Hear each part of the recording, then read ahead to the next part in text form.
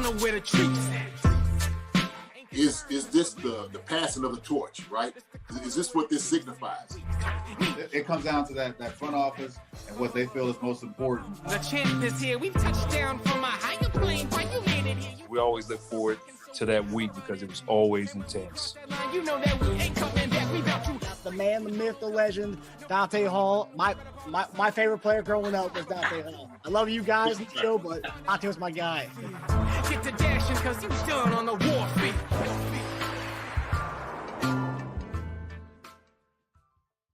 This episode of Chief Concerns is brought to you by betonline.ag. Hey there, Marcus Dash here from Chief Concerns. Just want to comment and say BetOnline is your #1 source for all your sports betting needs. Get the latest odds, lines, and matchup reports for football, baseball, boxing, golf, and much more. BetOnline continues to be the fastest and easiest way to place your wagers, including live betting and your favorite casino and card games available to play right from your phone. Head to the website or use your mobile device to sign up today and get in on the action. Remember to use promo code BELIEVE, BLEAV, for your 50% welcome bonus on your first deposit. Bet online, where the game starts. Hey everybody, welcome to the final episode of our, second to last episode of our Chiefs Concerns draft special. I'm Marcus Dash. In the middle there is former Chiefs tight end and legendary Chiefs tight end Jason Dunn, and my brother Teja Dash. Guys, so it's in the books. The 2024 NFL draft is in the books. Thank God. I'm gonna have to say, because like a lot, we talked about this before we got on. Like a lot of teams are making splashes. We really didn't make any splashes with trading up one pick, 2 picks here and there. I mean, you know, it is what it is. But obviously we got to get to the picks today. We had 5 guys we drafted today. Kind of excited about a few of them. Kind of pissed off we passed on Brennan Rice. The guy literally went to the 7th round. He was there in our midst multiple times. Christian Mahogany was in our midst multiple times. Didn't get him. But still, I like some of the guys we did end up getting. But guys, before we get into the player-by-player breakdown, what did you guys think of the draft as in total? First, let me say hi to everybody who's in here, man. Wendy and Lewis Kirkberg. Look at Laura. Laura, what's going on? There she is. Hey. John and Lenny and Ghost Hunter 1974, Wendy, everybody on the name. I tell you what I think. I think that what we did, the approach that we took, was to get a lot of guys for depth, is what I see. We addressed some of the holes and issues that we had. I don't think we addressed all of them, at least what I would have been happy with. But we did get what we wanted. I think the Chiefs in the first few rounds got exactly what they wanted. On the back end, I think they got maybe the best player they were seeking that was available, and they kind of went their route. So all the guys that I looked at are pretty solid. Some of the guys in the later rounds I don't really know too much about. Let me just be honest with you. I mean, my projection, I think I didn't go past the 5th round on any of my projections. I think I was 4th and 5th, and that was it. But I think the Chiefs addressed what they needed to address. We'll get into it and talking about each and every individual one. But, I'm happy with it, man. I mean, and it's hard, to be honest with you, just real quick, because, when you are the world champs, you're going to be this position you're going to be in, right? You're trying to show up the things that you need to show up, but you're going to be in the last one to pick all the time, waiting around to try to get some things unless you're trying to move a lot of different ways. So, no, I'm happy with it. I thought it was a solid draft for us. Thank God it's over. Thank God. So, Teja, your thoughts on the totality of the draft? Nothing really surprised me that much. I thought we would have hit up. I expected us to hit up D-line, and I expected us to hit up running back. But other than that, no, I didn't expect us to double dip at interior O-line, and we double dipped on DB. I think that's where I was surprised. I thought one of those interior O-linemen would have been a running back or a D lineman. Yeah. Mm-hmm. Veach loves his DBs, man. I'll tell you, I did make a tweet during because I was really pissed off we didn't get Brennan Rice. We kept passing him. And I do love the picks. I trust Veach in the way the scouting department, when they find their DBs, when they find a DB, they like them, and they've hit on all their DBs pretty much in the last few years here. But I do wish we did kind of spend the amount of like attention we put in that DB room. We're like 12 dudes deep over there. And our receiver room, yeah, I know. I'm saying, but like in our receiver room, and this draft was the draft to kind of attack that receiver room. I don't know how next year's draft is going to be, but they were saying this is one of the best receiver drafts in a really long time. And to come away with just one guy and not getting another guy with the fact that KT's a free agent, Justin Watson's a free agent next year, Sky Moore will only have 2 years left with him. It's just, I thought we were going to go one more. I mean, you see the Miami Dolphins getting Taj Washington and Malik Washington on top of already having Jalen Waddle and Tyreek Hill, and they're still amassing more guys. So that was the one thing I would say I take away, that we didn't get another receiver, which I thought we were going to do, and that's pretty much my only takeaway. I'm fine with the draft. Just I was really hoping we get one more receiver. You know what? I mean, we got a crowded room already, as far as I'm looking at it right now. So as it sits, we know Rashee Rice is going to come back at some point. Okay, we got Xavier Worthy, Hollywood Brown, Kadarius Toney, Sky Moore, Justin Watson, Justin Ross. We got Emigio. We have what's the name? Anthony Miller, right?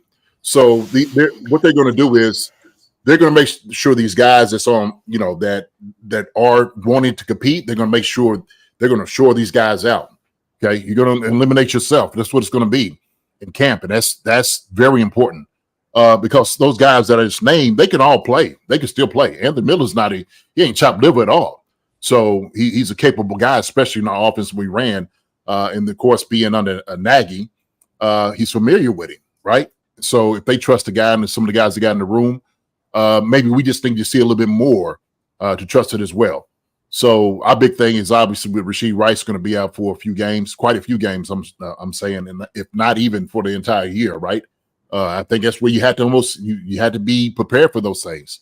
But I think it was kind of one of those things, Marcus. It's the short, thing that you got to deal with, like immediate thing that you had to deal with now, right?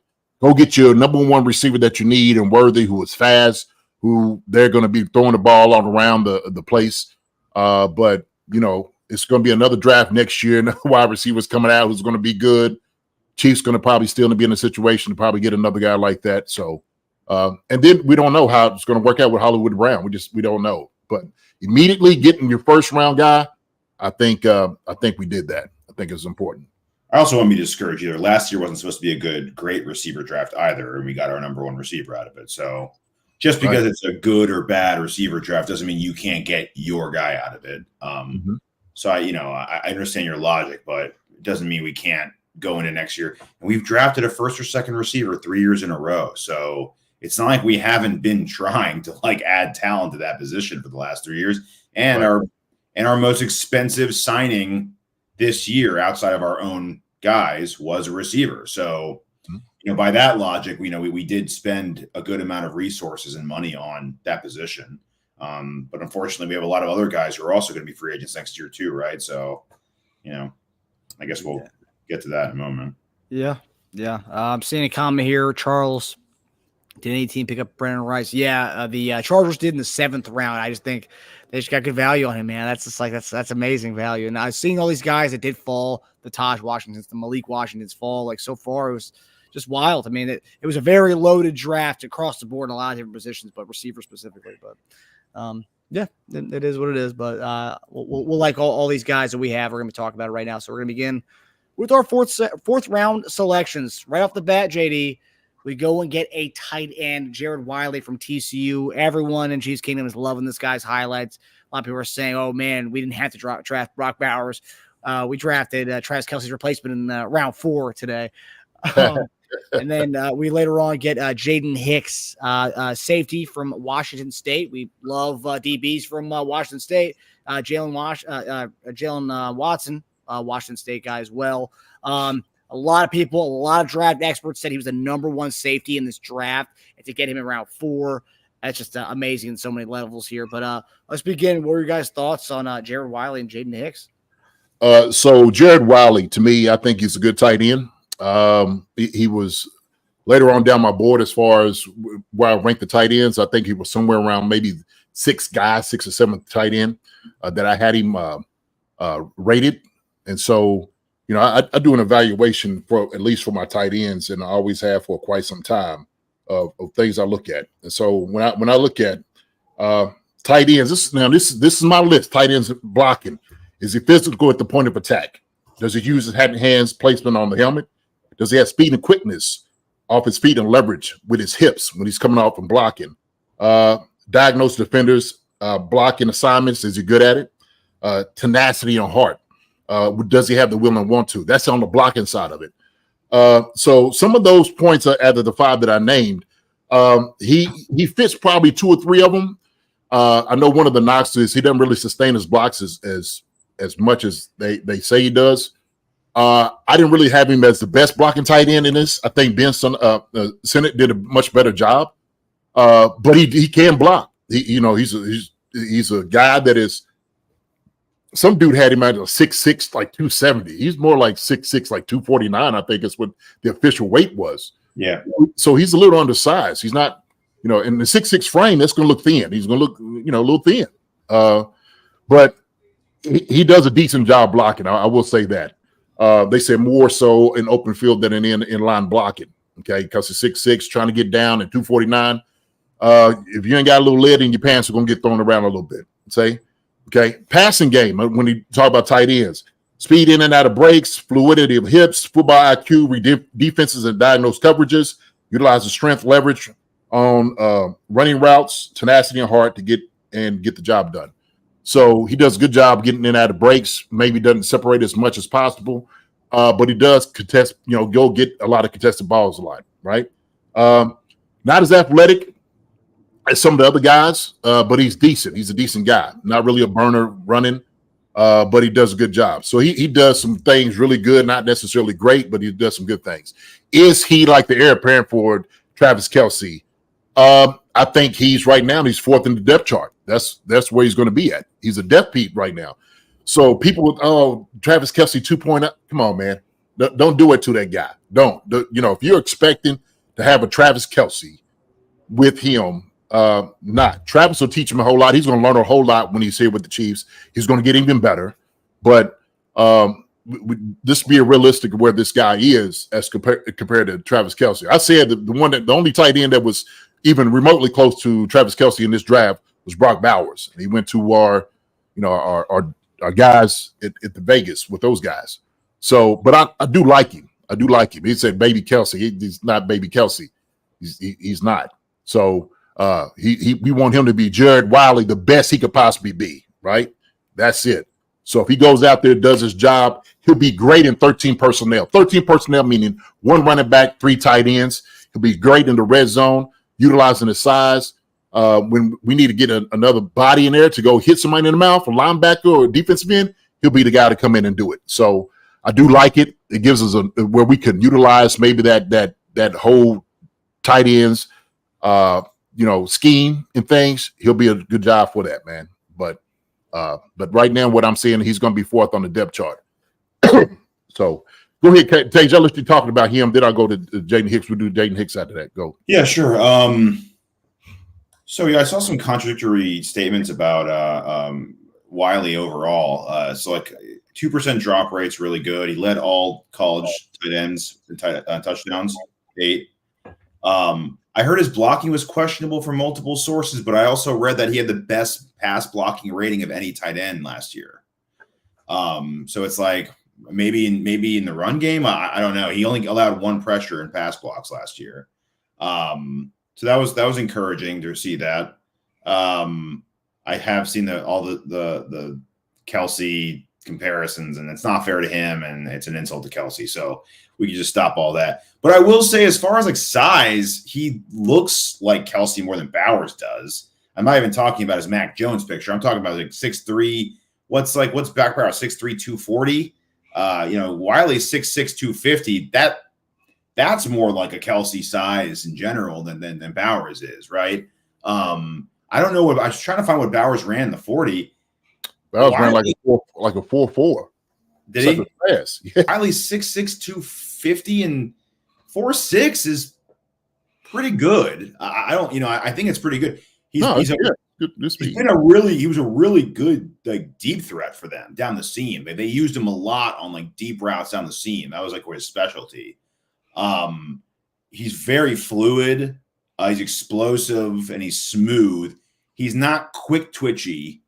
And they said that's the one knock on him that I read consistently was he rounds out a lot of his routes. They're not sharp. They're not sharp cuts. They're not sharp turns. But you know what? Like, I mean, who better to learn from than a guy who does those really well, right? So if you're going to learn, and I read he doesn't come back to the ball as well as a lot of guys do. He kind of sits on his route and waits for it, and he kind of looks to just post up the guy behind him, which, hey, you're 6'6", 250. I don't blame you for doing that.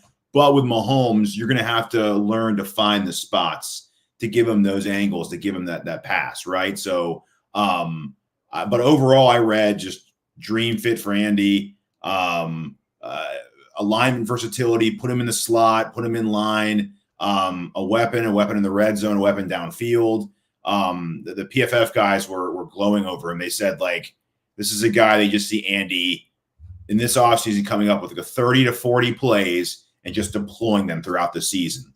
Maybe 1 or 2 a game, get this guy in open space and open field on a seam route with a 6'1" linebacker guarding him in open field, trying to guard a 6'6" dude with the accuracy of Mahomes, that just slowly getting him involved. Because we do have good depth. It's not like tight. He's not coming into an empty tight end room, right? He's coming into one with Noah Gray, who's done a good job. Every time I see Noah Gray gets a play call for him, he does a good job at it. So I've never yelled at my screen and said, "What the hell are you doing, Noah?" And Irv Smith, has that ability. So, but I think it's a great move. I think I'd rather do this than invest a really high pick into a tight end that we might, still have to bring along slowly because we have Kelsey anyway, right? We're not, no guy was going to come in here and be thrusted right into a top playing time position at tight end. So Brock Bowers would have been easy. I'm telling you, man, Brock Bowers would have been a guy that we would have utilized almost like a wide receiver hybrid tight end. I mean, I tell you what we see, and I'm just taking from what I've seen all when he was in Georgia, his ability. We were talking about getting in and out of breaks, finding windows. He knows how to do all of it himself. Like when I'm telling you, as far as route running, he looks like Kelsey to me. Like he does. Like he knows how to find the windows. He knows how to use his body to get open, makes guys miss. I mean, he was making guys miss. And I'm not taking away from like a Jared Wiley because Jared Wiley is going to be a good tight end for us. But I'm just saying, as far as the Brock Bowers, to me, when we watch him this year, I'm just saying, we had to keep our heads up on it. 4.53 was his 40 time. Brock Bowers. Yep. Okay. Yeah. So, but this guy, man, I think he's going to be good. And it still remains to be seen how much work he's going to get. Like I said, because you got experienced guys in front of him, right? You just do. So, no, that'd be good. That'd be good. One thing I liked about him, which just it matches like our whole, like, pretty much whenever we bring in a skill player, we always like to find these type of guys. I don't know if it's on purpose or just coincidence, but he was a converted quarterback, Jared Wiley. And so that's all right that. up our alley. Hey man, you got that Blake Bell to throw the ball. So you got those plays that's in the bag, man. Yeah, they do. Yeah, they like, hey, you utilize him. He used to be a quarterback. So, QB sneaker right there. Let me go to Jaden Hicks though, the DB, right?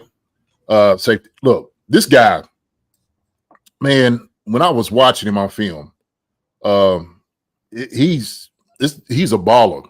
He's a solid guy.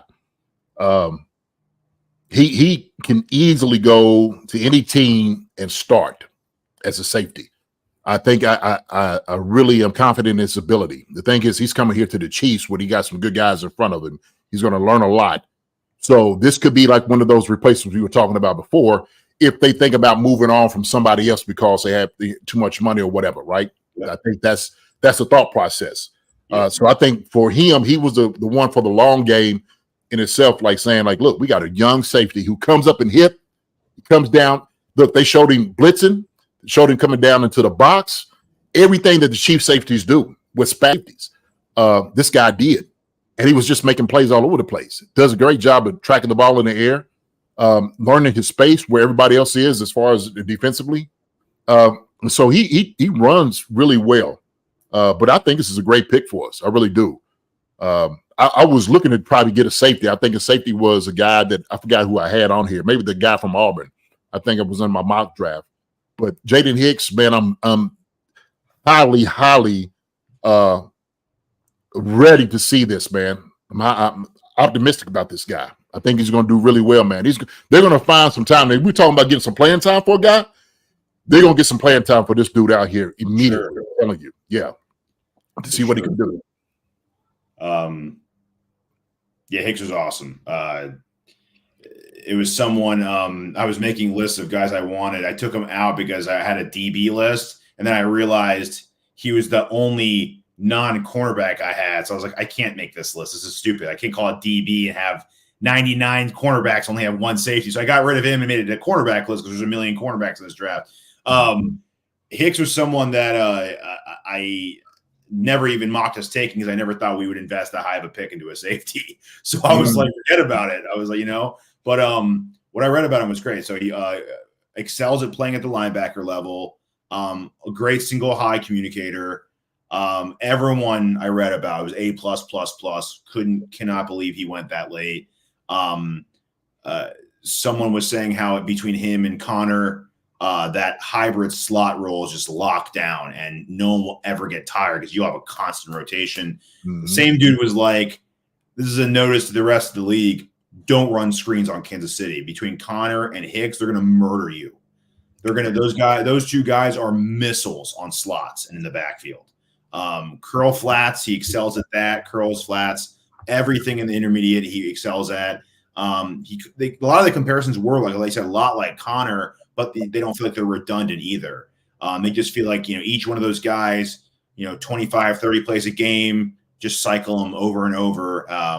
Just have a great rotation in general, as the Chiefs do, of just safeties and DBs that can do a lot of different things and run out for a lot of different looks and fronts. And on top of it all, he's great insurance if we lose Reed or Cook the following year, because Cook's a free agent the next year after that, right? So that's two guys we have coming up in 2 years. So this goes back to what we were saying about receivers and preparing for the future. You got to prepare for that all over, unfortunately. I wish we could keep the guys we love forever, but, it's good just to have a constant pipeline of some of your more important positions out there. And DB looks like we're set for a good pipeline for the next 4 years at least. Oh, yeah. Mm-hmm. I saw a tweet from our guy Lance. The Lance has spoken. Since 2020, Brett Veach has drafted defensive backs with 39% of his picks, 9 out of 23 picks since 2020. So, and most have hit, by the way. Yeah, no, I'm not knocking it. Not knocking it. And the fact that everyone was raving about it, I didn't do much safety research going into this draft, but the fact that everyone was raving about this, that we got the number one safety in round 4 with our second 4th round pick too, and that's just and we like Washington State guys too. Crazy. Secondary whisperer is what Veach is. That's what he is. Mm-hmm. So before we get to round 5, I've seen there's some of the UDFAs are coming in. Carson Steele, the UCLA running back / fullback, we signed. TCU running back Amani Bailey signed with us. And then Christian Roland Wallace, cornerback from USC, signed. So there's the no running back draft right there. Yep. Mm-hmm. Yeah, that makes sense. They say Carson Steele is going to be a fullback, though. So if McKinnon doesn't come back, JD, do you see that as a possibility? If we don't bring McKinnon back, we don't really have that passing down back. Do they bring a fullback in? Because we haven't carried a fullback like 2 years. A couple of years, yeah. I think they missed a guy. I think they missed a fullback. We used to do that little fullback dive. Then Pop took it last year, and they actually worked with him a whole lot more. It was really successful. So it's the same. I think what they're doing, they're interchanging just to make sure that he's working out with the scheme that they want. And if they keep him and say, hey, look, this is a guy we could utilize on passing downs or whatever, let's keep him. But that could be, I don't know. It's too early to tell. Man. Really. So. All right, so we're going to go to our 5th round pick. And this one was really, really made me happy here. 5th round pick, we drafted interior offensive lineman from Penn State, Hunter Nourzad. That's a Persian guy. I remember a couple of weeks ago on our show, we talked about I wanted Bakhtiari. If we were going to sign a guy Bakhtiari for a 1-year deal, I would get his jersey because he's Persian. And we finally got our Persian guy in this draft, JD. Hunter Nourzad from Penn State. Guy can do it all. He can be a center, guard, and I think he's played a little bit of tackle too, but he's a Cornell Penn State transfer. So this guy does it all. A lot of people love him as maybe one of the better centers in this draft. So people are loving this pick. I'm loving it for many reasons, but what are your guys thinking about Hunter Nourzad? I think he's a solution to a problem that we had, right? In a number of ways. For one, the depth at that position leaving Allegretti, but also two, when we talked about when it comes in doing contracts next year, right? We don't know what Thuney, Creed, and even Trey Smith is going to be. So those 3 guys up front for us, it's kind of up in the air. They're not doing anything right now. They're not talking about doing any type of contract talks or whatever. So what you do is you address an issue and a problem, right? With a perceived problem that could come up and arise. And so I think the Chiefs did it with this guy, Nourzad. Is that it? Nourzad? Okay. Persian guy. So that's all right, man. Got a Persian brother on here, huh? Yeah. Hey, I got one. Hey, here we go. What's up? That's what it is. Good.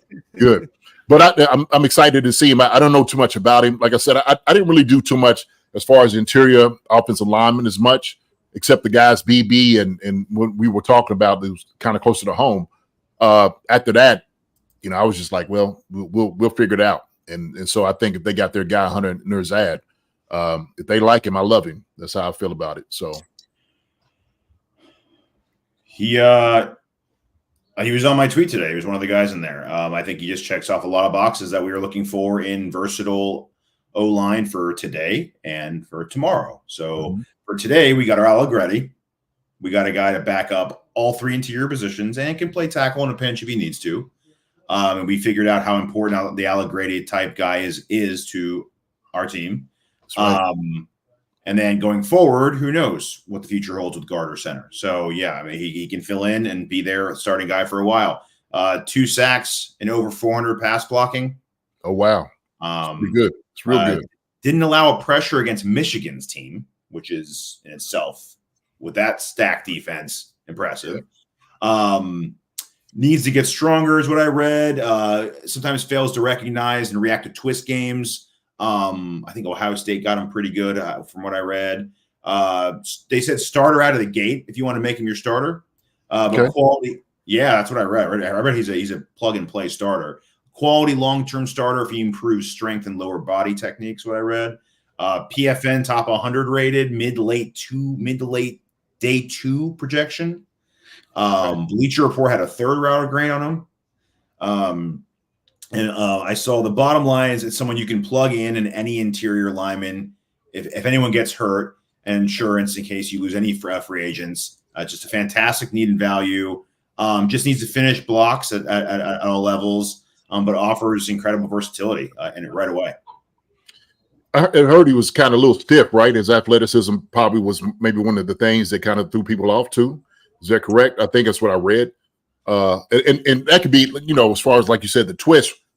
Look, we got a number of twists last year that really did us in. I think a lot of the pressures that we lost on was because we were on different levels on the twist. We just didn't communicate it well enough.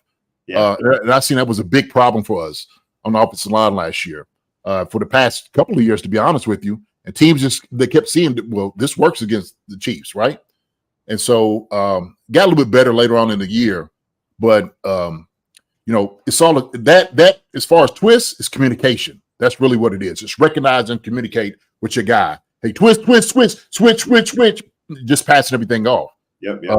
Yeah. So, but I like it. I like it because he can, like they think Wendy said that, right?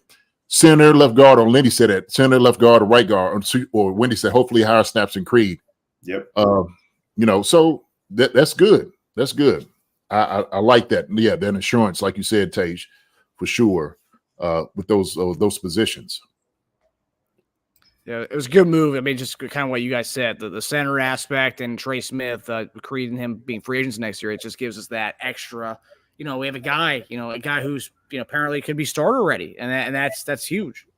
Yeah, solution to a problem, man. I'm telling you that was a solution. Okay, here, let's get a guy. Here we got one, right? You can do everything. So it's the versatility we were talking about having. It's good. He's your sixth man. Yeah, it's important. He's the allegory of this of this team now because we didn't have a guy 4 years on the cheap.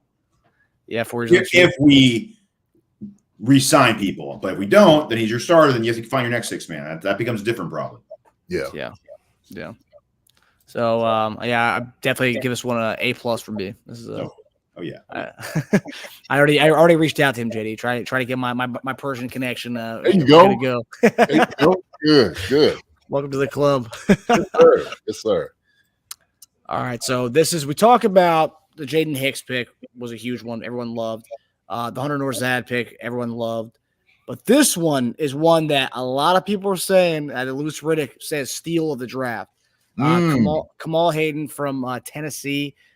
This guy would have gone, according to Kuiper and Louis Riddick, they said he would have gone 2 to 3 rounds earlier had he not gotten hurt. He had shoulder surgery back in October, and he's still kind of recovering through a rehab process right now on his shoulder. You come into a deep, we talk about how deep the secondary is, how many DBs we have. You can afford to take a guy like that in a team that's not going to rush you out there. And quite frankly, we had a guy, Nazi, who was out all year. He's coming back now. And so we're going to even have more guys we had last year with all the new additions that we have. So you can really afford to bring a guy like this on slowly. And, yeah, I mean, this guy's – what they were saying, this guy would have been a second or third round pick. Probably in this draft, probably third or fourth round. But nonetheless, we're getting this guy a third round talent in the 6th round. That kind of reminds me of another Tennessee guy that we got in the 6th round who had, kind of a medical red flags. We got him in the 6th round. Trey Smith, our Tennessee guy, we got him late. But yeah, Kamal Hadden, I love what I read about him, and I love what the experts were saying about him. What are my experts saying about him? To be honest, I don't know anything about this guy. Only just what I read. And so, I mean, I read some good things, and it's always good to see a guy come from like humble beginnings. He started at Independence Community College, right? Transferred to Tennessee, starts, and I guess they were impressed, become a starter. I love something like that because it's telling me a guy stays hungry all the time, right? He's never satisfied. And so if he brings that to the table, just with his mentality, just to get everything right, man, then he's going to compete. To me, this is the Chiefs is DB University, develop guys, okay, to what you want him to be able to do. 6'1", 197, man, I love that. I mean, that looks like what Spags wants, right? Tall, lanky guys that can run. So I haven't really seen as much as far as the coverage and stuff, man, but I'm looking at the measurables right here. And then, like I said, humble beginnings. I already like the mentality of it. He has to be a talented guy, but I don't know too much about him, man. But I had to check it out. So, Independence Community College, man. Yeah, who said it? Lamar the Great. Independence. That's all right. That's all right. What do you think, Tej? I did not do a lot of pre-draft looking into on him, but everything I read about him after we drafted him, I was like, he fits exactly what we were looking for. I'm looking at the grades across the board for him. A- from PFN. I haven't looked at PFF yet, but pretty much everyone is. So they pretty much said he fits his Spags threshold to a T. Although he's not an elite athlete, smooth mover in zone, side saddle, able to press man coverage, natural playmaker, long arms, gets in the way of short routes, great press man, can be grabby. Does it sound like someone we know? Yeah. Similar mold to Sneed. Bleacher Report gave it a C, but PFN gave it a B plus B plus. CBS gave it a B plus. Good size boundary cornerback. Better on-field athleticism than his tape or his combine or workout suggests. Great at mirroring, can get, beat deep. So doesn't have that long speed a lot of people get. But we tend to go after kind of guys like that, guys that are sticky within 5 to 10 yards. Because again, we know how to get to the quarterback. We have a lot of guys that know how to get there. So we don't have to guard forever, right? So give me that 5-10 yard bump routes, because that's what the league's turning into anyway. Just to let your guys yak it out. But anticipates route breaks. They said he had small hands, so he doesn't always pick up a lot of passes. That was another thing I read too. But great overall PFF grade. I think he had like an 86 PFF coverage grade.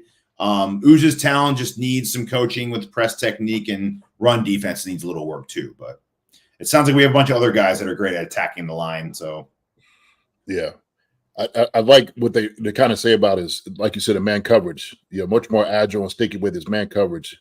This past year, tracks and adjusts to deep ball from shuffle and constricts catch space. That was something we had to watch Watson learn a little bit. Okay, and Williams both were just kind of getting your, get out of your break, open up your hips to turn when you had to go up for a ball, right? And all of that is technique. And then, like I said, this is DB University. They're learning all those different things. I think Spags, when he sees a guy, he's like, look, we can teach these guys these things, okay? That he might not learn in college, but we have this landscape. They only know what they know. I love when guys come in and only know what they know, because now it's like, look, we'll turn you to what we want to turn you into. It's almost like the $6 Million Man. I don't know if people remember that show or not. Marcus, I know you're too young about the $6 Million Man. Tage knows about the $6 Million Man, though. I didn't really watch it. It's a little before my time, too. Really? Yeah. Oh, I know Ted DiBiase, the $1 Million Man. I'm familiar, but I didn't watch. That's the brother above me that you might want to ask those. Okay, $6 Million Man. They took him out, and he was in a wreck, and they built him back. They made him better. And that's what the $6 million was all about. I can't think his name, man. He's from Kentucky. Shoot, but hell of a show. Yeah, there it is, Lee. That's right. There we go, Wendy. Now I found somebody around my age, I guess, been watching $6 Million Man. Steve Austin, Lee Majors. There we go. Lenny Dawson. My guy. Colonel Steve Austin. That's right. Colonel. He was a colonel. Got hurt. But they built him. That's what they said. We took his parts, built him. They used to do it like this slow run. It was, the effects of it was 70s effects. That's what it was, 70s and 80s effects, no doubt about it.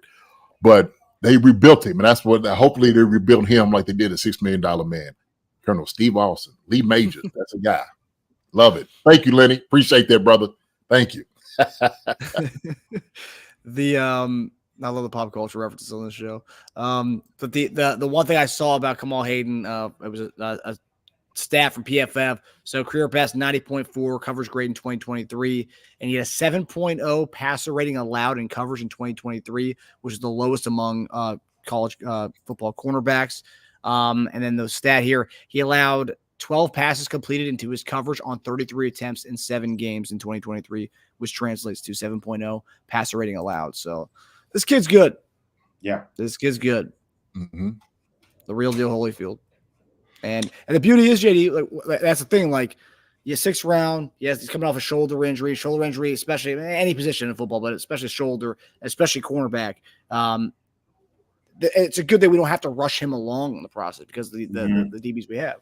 Yeah, that's true. So the thing is, he could sit back there, play special teams, and just work his way up. And so when Spags sees that, Spags will throw a guy in quick. That's what I love about it. He's not afraid to do that. And he'll tell the guy, I don't want you to be afraid. When you go out there, you just go out and play. Do what you were taught to do, and you'll be fine. I think Spags, endears a lot of confidence in these guys. But yeah, I think it's good.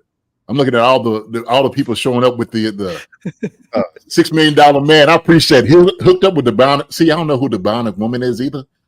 Oh my gosh, yeah, see, incredible.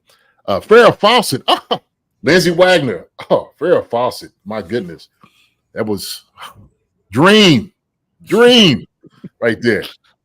Goes on to 1974, man. You right there, my age, man. You already know what it was. Shoot. So, yeah, that's good times. Good times. That was good TV back then. It's like really good TV. Okay, make it like they used to. Now, look, I grew up with 3 channels out there in the country, and that was when things would come on. maybe 4. I was happy when the 4th came on. So when the cable started coming in around, kids were seeing all these other stuff, man. But I stuck with mine, man.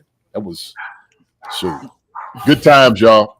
Love to see y'all out there. Yeah, Andreas watched it all the time, man. Good stuff. Might have to go binge that later on. Or something. Yeah, just get the reference down a little bit. Don't laugh at that. The special effects of, don't laugh, okay? No. I get CGI and stuff like that, but don't laugh. I respect the old school cinema. Yeah. All right, so we're gonna get to our final topic here, our final draft pick. This is like testing. When the NFL Network does the thing where they test the truck, where like people send in like all types of clips from different colleges and stuff. And we got Holy Cross here, guys. This is it's a rarity. So the 7th round pick, the Chiefs go back to interior O-line and getting offensive guard CJ Hanson from Holy Cross. I have a connection in Holy Cross, the football team, so I've already reach out to try to get this guy on our show at some point here. But CJ Hanson, offensive guard. Apparently this guy's an athletic freak. Apparently, based on some of the metrics I've been seeing, people posting some numbers about him. What do you guys think of CJ Hanson? And also, how much research have you guys done on this CJ Hanson Holy Cross figure? 0. That much. No idea. But he's from Holy Cross. I'm all about it, man. Good for him. For him. But another depth peep. This is what it is. It's depth. Yep. So same thing. Solution to a problem and an issue. And if he's as athletic as you say he is, then it's better for us. That's the way I look at it. So you don't have to go search for anybody else. You got everybody in house. These are guys you're going to work with. I think Heck likes that and saying, these are my guys. And so I get to mold them the way I want to mold them. But they need to understand that this guy back behind him gets everybody paid. Okay. He's the most important piece in the NFL right now. You need to understand what your job is. You say, okay. So, when you're dealing with people that you're going against, you better take your job seriously. And so I think these guys will be ready. Linemen usually are. So you'll find out immediately how good a lineman is when training camp comes. When you put the pads on, it's hard to evaluate guys, man, when OTAs is on, man. I'm just telling you, because everybody got the little scullies and the small little fits, and everybody looks good, right? Everybody looks good without pads on, flowing, and they run on their toes. They got their chest out. Hey, when you know what a lineman is, when you strap it up, and everything turns real at that moment. So we'll see about him then. Okay, and I have a better evaluation though. But Teja, what research have you done post draft on this guy? Certainly wasn't pre-draft. Another versatile lineman, can play tackle, can play guard, can play center. Didn't surrender a single sack last season. But it makes sense as to why I think the grades I saw were B+, B on our drafting of him. Room to add some mass. I think he's like 6'5", 305, which sounds more like a tackle than it does guard, really.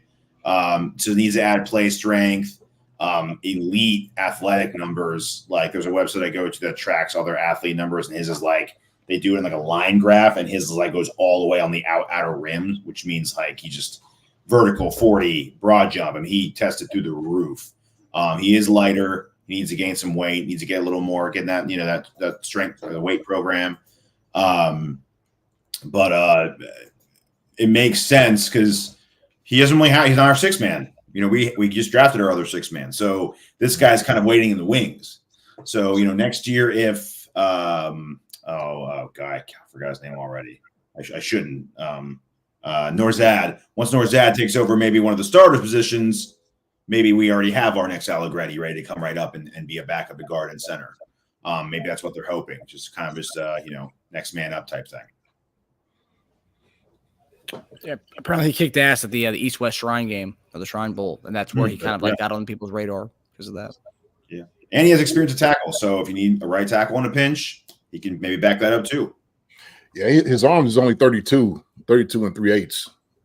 So yeah, that's why they projected him to be guard. But yeah, I guess sure. in a fill-in type situation, maybe for like one game or something, maybe he can just yeah. Mm-hmm. if we're hurting it that day really bad, maybe he can fill in at a tackle. Yeah, you want to put the T-Rex out there and little arms like just put that guy out there. No, but it's good depth piece for sure. So that does it for all our draft picks for day 3. So 5 hours of watching TV for those 5 picks there, guys. Oh man. So to update on the UDFAs, I just saw a few more. So I already said we signed Amani Bailey from TCU, the running back, Christian Roland Wallace, USC DB, Carson Steele, running back from UCLA, who will be playing fullback. And this is a fun one that I was actually hoping we would draft. It's a linebacker, Penn State's Curtis Jacobs, who he kind of does it all, man. I was surprised he was still even available when the draft when it went to a close. But I mean, this guy does it all. He can spy the quarterback, he can cover. He's going to be a fun one to watch. 6'1", 243. So I'm curious to see how we utilize him. And then Marshall's O lineman Ethan Driscoll. That's the last guy there. Marshall guy, okay. Driscoll. Who was the guy from UCLA? You said Carson Steele. Okay. Yeah, but I gotta say that so far Curtis Jacobs, that linebacker from Penn State, great. That's the one to and watch. Amani Bailey had a 6th, 7th round grade. They called him a discount Devin Singletary. Really? That was what that one said. I love it. Discount Devin Singletary. Devin Singletary and Jermichael Hasty was the other one. Oh, geez. Okay. But Kathy, the running back was Carson Steele, fullback from UCLA, and Amani Bailey, running back from TCU. So Jacobs was a 5th round projection by Bleacher Report. You're gonna love his player comp, Ben Neiman. Wow. Really? I saw Marcus's face. That's very shocking, actually. Yeah. The 5th round projection for UDFA is pretty good. It's not bad. This draft, man, this draft actually made me think differently about all the projections and stuff, because this draft did not go with how I thought it was going to go at all. I mean, we thought certain guys were going at round 2, possibly our pick in round at the end of the 1st round, and some of these guys are going 2nd, 7th, 3rd, 4th. I mean, all over the place. I've never seen anything like that. Usually, it's within like a round of each other. Not to be wrong about certain guys, that's kind of wild. Yeah, another one, 5th round. He had multiple 5th round projections, though. To get a guy like that this late after the draft, 5th round, it makes sense why we didn't go linebacker. It makes sense why we didn't go running back. We got guys that were 5th and 6th round projections after the draft. I'd like to see a DT come out of these soon. So that's what I wanted. I wanted to kind of address that. Like, what did you think that we needed that we didn't address? And for me, it was the DT, the defensive lineman.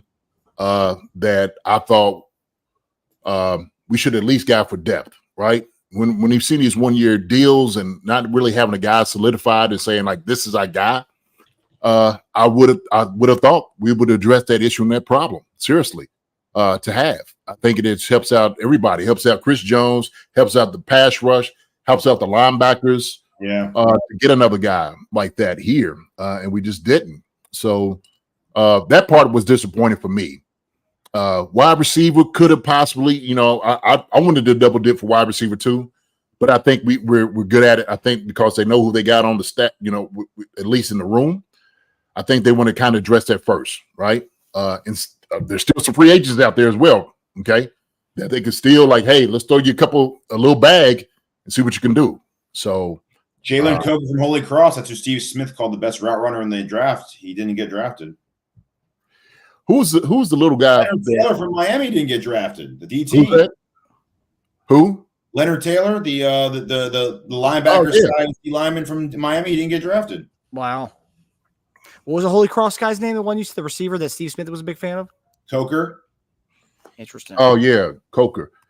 Did the smaller guy, the 5'8" guy, did he play at Oregon State? I think he might have had like this. Keith Randolph from Illinois DT didn't get drafted. Some guys out there still for sure. Receiver. Gould, yes. Yeah, he got drafted. Yeah. Did he? Who picked him up? Was the Cardinals? Yeah, interesting. Colts. The Colts got him and Adonai Mitchell. Oh, Yeah, a lot of teams double dipped, man, on a receiver. It's yeah. yeah. Lenny said DT might be something to address after June the 2nd. Sure, possibly. Yeah, we could probably see that. I just get a young guy in here who's explosive, who's a scrappy guy, take on double teams is kind of looking for, like you were saying, plug guy, Tej, because I think that was kind of by Achilles' heel a little bit, is stopping the run. And when teams wanted to do it, when Chris went out, they immediately attacked us, the run game. Oh, Chris is out. Yeah. It is.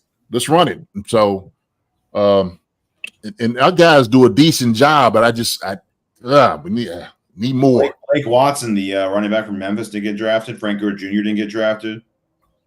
Yeah, he got picked up though. Frank Gore Jr. I'm sure. Yeah. Buffalo. A lot of O-linemen, too. Cohen out of Miami, who was projected to be like a 4th or 5th round. Julian Pearl, 4th or 5th round projection. They didn't get drafted. Just there's a lot of guys. There's a lot of guys out there, man. It happens every year, man. I'm telling you, it happens every year. They project these people drafted. Teams are like, no, we're good. Yeah. So that's why it's hard, man, to get into the NFL. It is. Yeah. Gabe Ball from Baylor didn't get drafted. I tell you, from Brandon Rice's standpoint, he had the numbers and he has the Rice last name, and he still barely went drafted. Yeah, that's crazy to me. And the size too. And I mean, he has it. Yeah, he got a 4.5 like his daddy. I think that's what maybe the 4.5 kind of threw him off a little bit. He's like, no. We'll see. And we just signed another guy, another Washington State. We love the Washington State secondary guys. Washington State safety Sam Lockett III has been invited to Seahawks and Chiefs rookie mini camps per source. So we like the Washington State secondary, man. We really do like what they got over there. Okay. Optimistic James, is it me or do the Chiefs have a bunch of smaller wide receivers? Yes, they do. It's not just you. That's what they have. That's our offense, though, James. That's our offense. And so they get the same body type because that's what they want. That's what they covet. And so that's the Chiefs, man. That's the Chiefs. They've been winning like that. They've been winning. We got some guys that can catch the football. Curtis Jacobs was the number 1 best overall on the ESPN available list. Who's that? Really? Yeah, it's pretty cool. Who? Curtis Jacobs, the guy we got for the Penn State linebacker. Oh, okay. That's pretty cool. Mm-hmm.